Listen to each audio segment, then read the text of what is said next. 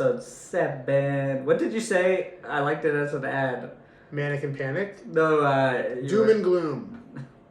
Not your pre-written shit. The thing you riffed on Nick's thing, the ad for this podcast. That was so good. This is why you gotta write shit down, man. It's funny that we have a computer and we didn't write it. Like, all it is just our old episodes on the computer. And like a shot of me fake laughing. No, you were actually laughing. I took a screenshot. How hard was it to screenshot that? So we're almost caught up. When you guys listen to this episode, Ariel's figured it out. We're going to be weekly soon. Just the week of. We are weekly. We've never... No, I just mean that I think one of the reasons this is the way it is oh, yeah, we're playing... Catch up. Yeah, eventually this will This hit is no longer catching up soon because we're just way too busy with other stuff. Yeah, we got so much on the go. So, episode 7. Of Coke Dads. And just to catch you guys up. Because our dads did cocaine. I think we got to say that every episode because there's new people listening, right? I always get messages from people that are like, you guys should explain. And I'm like, you're listening to this? And I'm like, oh no. My fear is that like people that didn't know my dad did coke are gonna ask my dad how I'm doing, and he's gonna have to like send them somewhere because he's not familiar with all this, and I for sure haven't told them. That he's gonna have to send his friend to the podcast where his son outs him for doing cocaine. Yeah, he did. Listen, he gets to do the cocaine. There are consequences to that. Okay? What was the consequences of your father doing cocaine? He died when I was pretty young. Thanks for asking. I like how you brought it. We were at a show recently. He also abandoned you. No, he was he was in my life. No, not that. Okay, not that. I just mean he would leave you places. Oh yeah, he was a reckless father for sure. Yeah, but that's the cocaine. Your father was probably a good guy. He was a party animal. He loved a good party, you know. That's what he was a foosball champion. You understand? Like he could beat you with the 2 back guys in front of the goalie. Just those 2. He would hustle people for money in bars all the time. For coke? And I would be there. For coke? You understand? No, listen. I was there. Okay? Child. So we're called Coke Dads. Coke Dads. Because we're trying to work through our issues. My issue That's also funny. My issue is that my dad's a good guy, makes delicious food. We smoke good. Your dad does make delicious food. He made us those steak sandwiches. Steak Sammy. They were fucking fire. I kind of want one right now. I'm hungry. Yeah, I'm pretty hungry too. I got that egg salad sandwich was aggressively mediocre. Really, I loved my fucking bagel and left. It was fine. I honestly wish that we could for our midnight shows. That's right. If you're just listening, we have a comedy club. Comedy club, the Backroom Comedy Club. And at this comedy club, we have midnight shows. And I'm protesting, or I don't know if the word's protesting, but I'm starting a contract. You're just outside your own comedy club. Outside. Bagels and Lux, midnight shows. Bagels and Lux, midnight shows. Egg and salad and tuna salad too. But, that's so funny. Yeah, I think that's tuna hilarious. salad's disgusting. You're just such a loving guy. Well, I'm not allowed to dislike fucking. So to catch you guys tuna up, salad? last weekend was our opening weekend. Well, we can't say that really because it dates it, right? Well, no, but what I want them to know is that Thursday, the first night we were officially open, I was terrible. Oh, yeah. I want you to tell them how terrible. It was concerning bad. There was like no attempt, really. That's more what upset. What happened after my sets? Both of them. You pulled me aside. I was worried about you. And worried about me or worried about opening a comedy club? No, I was worried about you. Like you didn't. It was so funny to watch you go from the host of the soft open, which was killer brand hosting, and then like literally the next show we did there. So bad. It was like so bad. But it wasn't just like a bomb. It was It was a drown. Yeah. Yeah, I drowned. Yeah, it was rough. It was rough. But it's okay. I followed suit. Well, no, before we get I was just gonna say, yeah. If you missed our opening weekend, if you came on the Thursday, I was terrible. And if you came on the Friday, I was terrible on the first show. The show you hosted. Yeah, the show. The show it mattered. They all mattered. No, the one with 30 people. The one that we sold, like the full house. Yeah, that's our sellout, by the way. 35 people. Yeah, that's good. I'm just letting them know. Yeah, we have 35 tickets, a very exclusive So once this starts going, like, get on it. Yeah, get on it. It's going to be hot. You get to watch us bomb. No, after we bomb. It's insane how good the shows have been. I want to just go back to this. Sorry. We bombed terribly. You want to talk only about the bomb? No, but then I want to say that we recovered. Yes, we recovered very well. So now we're both funny again. Yes. And this is an episode where we've watched enough of the other episodes. We're each other's like biggest supporter and nemesis. But it's not Kenny versus Penny anymore. It's Brand and Ariel. Yeah. No, I'm just letting them know I'm in on what's going on right now.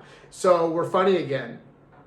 We have a comedy club. Okay, we weren't not funny. We had bad If sex. you came Friday, you host. Thursday, me, everything. Hey, I got pops in and amongst bombs. Because they were the whole... Barely. You're good enough where you will get pops. Even the bombs one or two pops. moments. But they're not pops. They're like better feeling. Like, don't quit. Yeah, I had nothing Thursday. Yeah. Quit. No, okay. I got so much better that Ariel was like, I've told this story so many times, it's so funny. But Ariel's like, what changed? How'd you get better? Yeah, what was different? Well, what did you tell me to do? Treat them like me. So I got fucking mad at them. Which, again, concerns me. Why are you this mad at me? No, so let's do this. Not you personally. We'll go there for today. But then Friday, on the 8 o'clock, I got mad. And it was Too funny. far. This is what I'm talking about the podcast. And we're on the podcast. This is dope. So it took 10 years almost. It took a decade. In and out. To go, oh, like me. I'm short. I'm handsome. In Toronto, because I'm Jewish looking, and whatever. My siblings are successful, like me. Please, just really like me. Somebody like me. Like, I don't like me. Like me. And then I'm like, hey, I like you. No, but then in the course of one night of bombing really bad with that, and you being like, that's why you bomb. It's not the joke's the bomb. It's that bomb. Yeah. So that next night, I was like, And I told the audience to fuck off.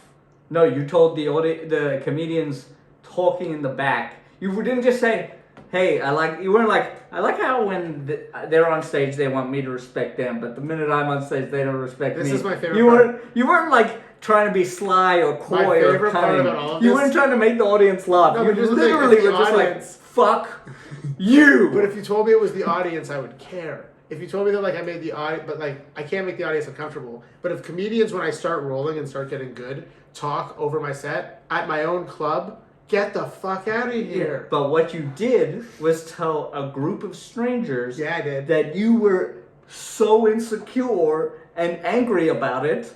That's what you literally did. You were like, blah, and then they were like, okay, buddy. I became the Hulk. All right. But I didn't get big and green. Yeah, you weren't impressively the Hulk. No, you know? I was like... You're like the Hulk if he just kind of stayed the same. If he stayed the same but kind of turned If green. he was like 5'3" to 5'5" Jewish. A 5'3" Hulk as well. A Hulk, but didn't grow or turn green. Just got angry. That's what I did. But then after that, I learned, like, that's so funny. I don't know if you know... You're allowed to get mad. No, forget it. We got over it. I'm saying you saw the show after. You see where I am now the last couple of days. It's just funny in my world that it took so long to be like, you even have a joke about it. What's your joke where it's like, I need you to like me, but I also can't care if you like me. Yeah. Sorry to say your joke's on the podcast, but that's that's accurate. the bit. It's just like you need the audience in your heart. You're like, oh, I need a crowd tonight so that I can do this and be good at it. Please like me, but don't. No, don't like me, but like respect me. That's what's going on. Yeah. Well, it's not don't like me. Just think I'm funny. It's not. It's like don't. If you like me or not, respect the craft. I don't think I need respect as much as you do. No, what is your thing? Why do you do it? Is it for fame? No, I like the laughs. Is it? Well, we all like the laughs. Yeah, that's what. The laughs is the greatest. That's the only part you gotta want. That's the only part you gotta want, and when that's the only thing you want, it gets much easier. Well, unless you own a club, and then you also want ticket sales. Yeah, I want ticket sales because I want to make money doing stand-up. I just want to pay the terms. Oh, sorry, my rent doesn't matter. You're cool with me living on your couch again. That's what you want? You want me here in your space all the time. Is that what you want? No. You want me here. So follow our Patreon. Please. Follow our Patreon, and Ariel can pay his rent. Yeah. Honestly, all jokes aside, if you got a belt every time you did karate, or not karate, if you got like a karate belt every time you did comedy, okay? You'd be like a brown belt. Like, you might even have your black belt right now. That's how good this Thank you, man. I appreciate you like, saying something nice to me. But I'm close to, like, not black belt by any means, but, like, I've shown moments where... You have moments, yeah. Of, like, I'm going to be a black belt. Yeah. How many comedians in the last, I don't know, however long have been like, dude, you're getting better. Dude, since the bomb. Before that, people tell me you're getting better. Okay, here's the thing, too. If there's any comedians out there that, like, for some reason watch us because they wanted... if you think your career could come here one day, we're 4 friends from the past listening to your podcast. And don't get it twisted. I'm glad this corner of my house looks nice. But don't get it twisted. But if you are a young comic, the bombs look at them as like, those are growth periods. It means that maybe you outgrew or you changed from your material. Maybe your heart isn't in it. For me, it's I always try and equate it to the emotion, right? So whatever emotion was fueling that in the real part of it, because every joke is written in a real place. If you're moving past that emotion, the joke's gonna bomb. So shelve it till you either have a new perspective on it or you can fake the emotion for it again.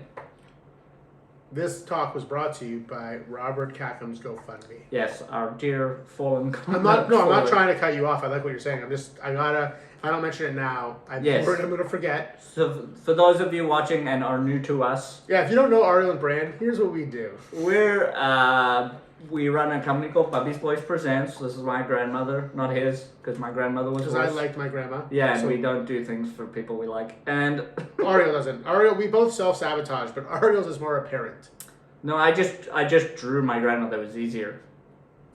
So what we do with our stand-up is, like, by all means, it's not improv, because improv's gay.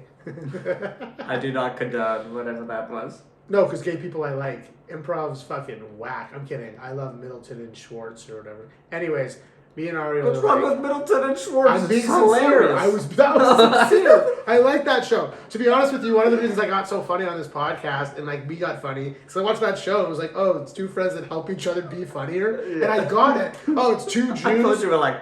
No, I actually backed that show. Yeah, that show's funny. That show's dope. Watch Netflix. 3 episodes on season 1. We're all over the map. Season 2 dropping. So Jews. Here's the thing with Ariel and Brandon. We're not in the room. You ever watch Miss Maisel? You ever familiar with Lenny Bruce or the old school? I think Lenny Bruce wrote, so let's not. But what Miss Maisel tries to convey is just someone who is so fueled with emotion and passion, and you get to see, if you watch the show, her bits grow. But like, we're the old style of, like, we're Borscht Belt comedy right here. Where do they used to go? We're the Catskills. The Catskills. Ariel and Brand. Okay, I mean, if that's modern how you day, we say fuck. I do drugs, but I'm saying no condoms during sex. Modern day. Yeah, I mean, I would fundamentally disagree. That's what we do the podcast for. Yeah, is that? Well, it's every comedian finds their way of writing, right? You and I just happen to have very similar styles in that. Is that when we're at our best, I think all day and then I'll jot down ideas when I have my pen and paper. I'll just write down the thought. And then I'll go on stage and talk about it, and generally I'll find a bit. Remember when people would say, I think you said it, that Robert does different? Yes. That if you watch a lot of Toronto comedy, everyone does something similar, and Robert was different. I think what's really cool with our comedy is that I can honestly say, like, we're different recently. No one does what I do. I don't even know what you would say. Someone described it perfectly the other day. They said it comes off as sleep deprived. Like, you're a little kid, and you're all night at a sleepover, and you got no sleep the night before, and now you have to go to somewhere fancy, like with your parents, and like you're just tired, and you should be in bed, and you're not. That's my comedy. My comedy is literally like, we don't know what's going to come out of his mouth today. A guy that hasn't slept enough. My comedy is Nick Renelson's face. That's funny if you say that. That's funny if you know that. Comics you should know, we're really far behind. But the only reason I wanted to bring up opening weekend is that if you haven't had a chance yet, check out Nick Renelson, check out Sabrina Douglas, check out Max Sheldrick, and check out Ben Bacus. It's the only reason I wanted to say it. We had the pleasure that they were our opening weekend first show, and honestly, the creme de la creme of this. Yeah, it was really interesting to watch, and just watch how people work different bits and try them at different times. But even the fact that all 4 of them are so different. Yeah, it was very different. Comedians, where it's just like, again, guys, I promise you, if anyone's listening to this, look up those 4 names, and there's someone for everyone in that diverse group of people. I think the reason I am so drawn to Nick's stand-up is it's kind of like if you and I morphed into a little mixed boy. If you want the truth, the reason I love Nick's stand-up, and a lot of people do this, and this is why I think goes back to the conversation we just had, where a lot of people are doing the same, and we're doing different. With Nick's really cool. Yeah, he's when you watch it, when a lot of comedians do stand-up, a lot of them want to be cool. He's also accepting in a way I haven't seen another comedian. Like, it was the Late Show Friday. He was crowd working with them, but they were like full on just talking at one point, and he was just listening. He just sat there and took it in, and then he made it funny. Okay, so Nick's different, and again, he's the first. We're gonna do a little segment right now. Maybe we'll get funny. We'll post it. Comedians you should know. And we'll cut to a clip of. No, but even right now, we'll cut to his thing. But the thing with Nick, That's even flattering that you said he reminds you of if we morph together. But he's just cool. Like comedy. Yeah, that's a great way to say it. Like that's why when I say it, like don't get me wrong, when Khakham did comedy, Khakham's comedy was cool. I'm not saying it wasn't. But when you look at my comedy, I'm vulnerable. I'm picking vulnerable over cool.